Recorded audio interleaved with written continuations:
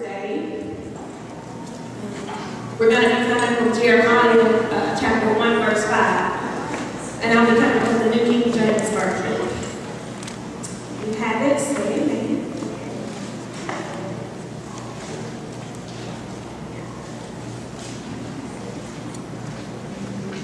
It reads, "Before I formed you in the womb, I knew you. Before you were born, I sanctified you. I ordained you a prophet to the nations."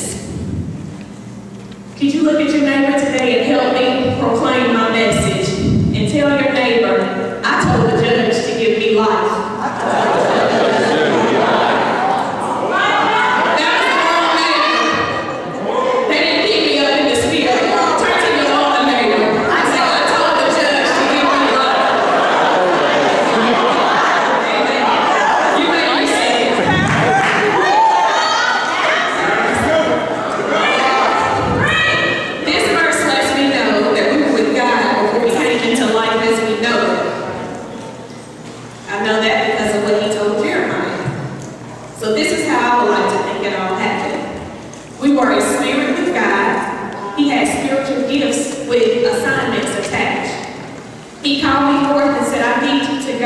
And fulfill this assignment. At that time, I told God, yes, me. God, give me life on earth, and I will fulfill the assignment. I had to have an ambulance get here, so my parents got together.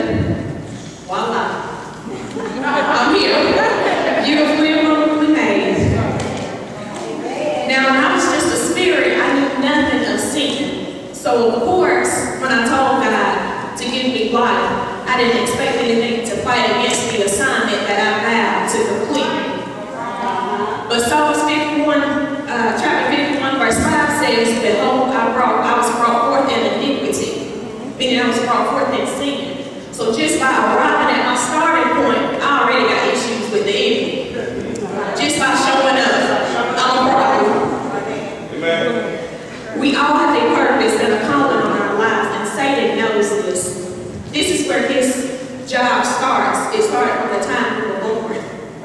John chapter 10, verse 10 says, "The thief does not come that they may have life, except to steal and to kill and to destroy. I have come that they may have life and that they may have it more abundantly." I love God because he lets us know what the enemy is up to. All we got to do is read his word. So we know that the enemy comes to steal, kill, and destroy. Period. The meaning of steal is to take without permission or right, especially secretly or by force. He don't come to help us with our problems. He don't come to pacify our little emotions. He came to steal your purpose, kill your dreams, and destroy your life. We sometimes fail to realize that Satan sees us like we don't always see ourselves. He sees us as being anointed. He sees us as powerful. He sees us as great worshipers of God. And he sees the people that we will lead to God. Because each one of us in here is here to lead someone else to God. So just like God has a plan for your life, you can bet your last dollar that Satan has a plan as well. That's why the enemy fights some of us so hard, because he knows if you just get a glimpse, like you open that window and close it, he knows if you get a glimpse of what God has for you, his little free play days in your life will be over. Because you're going to become powerful, and you're going to have everything you need to defeat it. So, the enemy is attacking you for what you have, not for what you don't have. Because he knows what you have. And you may be thinking, God can't use me. I sell drugs, I do drugs, I fornicate, I'm a murderer, I'm an adulterer, I gamble, I cheat, I steal, I'm a backslider. Can I give y'all some good news today? I did half of those things, and he still uses me. I praise God for that. I praise Because if I say so myself, I was a ratchet old house that time. I didn't care about nobody. I'm telling the truth. I didn't care about nobody. I cared about me. What I could get, it was me. If you didn't have what I need, be gone. On to the next. It was all about me. And I didn't care who feelings got hurt. And that's where the enemy wants us. He wants us to not care about people. He wants us to let it be all about me. So, now that we know what the enemy job is, let's look at some instructions on how we should live daily. Turn to Romans chapter 12, and I will be reading verse 1 and 2. And it's the New King James Version as well. It reads, I beseech you therefore, brethren, by the mercies of God, that you present your bodies a living sacrifice, holy, acceptable to God, which is your reasonable service. And do not be conformed to this world, but be transformed by the renewing of your mind, that you may prove what is that good and acceptable and perfect will of God. Now in Romans chapter 12, verse 1, Paul says, present our bodies as a living sacrifice. The meaning of sacrifice is the surrender, sake of something, considered as having a higher claim. So the living sacrifice will require surrender. Surrender of something we all prize, our lives. For something that has a higher purpose, worshiping God of all creation, who has given us this life to begin with. And at times I thought I surrendered myself to Him, and self had tapped out. I was here on this altar physically, but mentally I had crawled off. I didn't completely surrender myself to Him. So what you saw was my physical body, but mentally I wasn't there. I was gone already. We tell God to use us. Yes, God, use us. Not my will, Lord, but yours be done. Monday come, we happy. We singing, I give myself away. Tuesday, we singing, I'm a friend of God. By Wednesday, we so loud. It ain't nothing that we can say or do. But Thursday comes. The enemy throws something at us with his weak hand. And our feelings hurt, and we done check out. We forgot we gave ourselves away on Monday. And we giving somebody a piece of our mind. And should the truth be told, forget about being a friend of God. We be like, God, we friends. But I need my homies right now. Because I'm about to ride this nigga. They gonna love me now. Gotta be thinking, what happened to what you told me? What happened to the commitment you gave to me when you said you give yourself to me? And I'm just saying, we be crying when things come our way. Like, oh, I'm saved, now this just ain't no way. Heaven, this earth, this could have happened. Oh, why do it to me, Jesus? But 2 Timothy clearly says, chapter 3, verse 12, all who desire to live godly in Christ will suffer persecution. So it's expected for trying times to come. But it's how you handle those times. That's what matters. He also said holy, which means devoted to the service of God, or sacred. When your body is being presented as holy, everything can enter in. There's places you can't go. There's people you can't talk to. There's phone calls you can't make. There's text messages that you can't answer. Because if you're being holy and that enters in, it completely corrupts the process.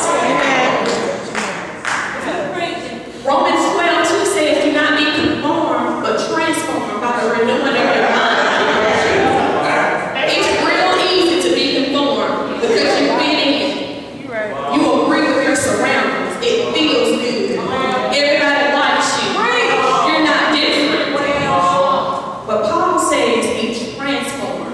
And spiritual transformation starts in the mind and in the heart. It's an inward renewal of our mind through which your spirit is changed. This doesn't happen overnight. It didn't happen for me overnight. And if I be honest, I'm still in the process. Amen. A mind that is dedicated to the world, it produces a life tossed back and forth. You don't know if you're coming. You don't know if you're going. Every time you turn around, something is going wrong. Your car broke down, your job tripping. Just all kind of stuff happen when you're living that life and things like that. But a mind that is dedicated to God's truth, His truth will produce a life that can stand the test of time. And when I read these two scriptures, really when I read the second one, it brought me back to the movie Transformers. I know a movie pastor, so Bumblebee from the movie in Transformers, he was bad. He was bad. And before transforming, he looked normal. He had limited capabilities. He could maneuver in and out of traffic and things like that. But it was only so much that man could do while he was conformed. But when he transformed, he was able to withstand the Decepticon.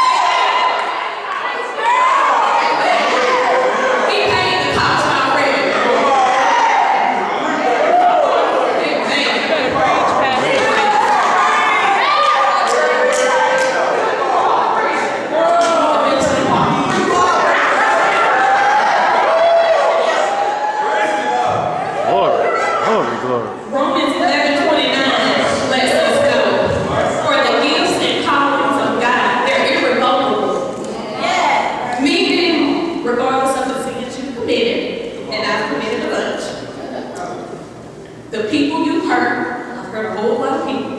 A whole lot of people. And their prized possessions. Amen. God does not change his mind. You still have the gifts and the callings that he first gave you. Romans 5:8 simply says this. But God demonstrates his love, his own love towards us, in that while we were still sinners, Christ died for us. God loves us so much that he sent his son to die for us. That's powerful. Because I don't know anybody that would send anything to die for me. Not their child, not their dog, not their fish, not nothing.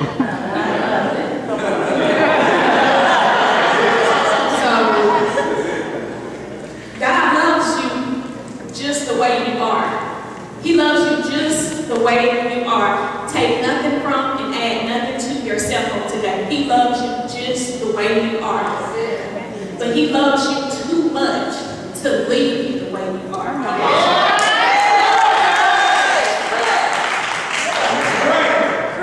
John 15, chapter 15, verse 16 says, you did not choose me, but I chose you and appointed you. And as I pose this question to you today. Will you choose to continue to live in fear every day? And that fear may be not living up. You fear that you're not going to live up to God's standard. You fear you're not going to live up to what God called you to be, even though he has called everyone in this world. Or will you choose to live in faith every day? And know that God created this world with your life in mind. Come on. Forrest Gump said, life is like a box of chocolates. You never know what you're going to get. I agree, because once you develop a relationship with Jesus, you will have some sweet days. There will be sweet days. But I can't promise you all of your days will be sweet. But on the days that are not, you will have a helper. And his name is Jesus, to wash the bad taste that they left you with away. So, if you're here today, and you're not saved, and you're thinking, it may be too late to start the process.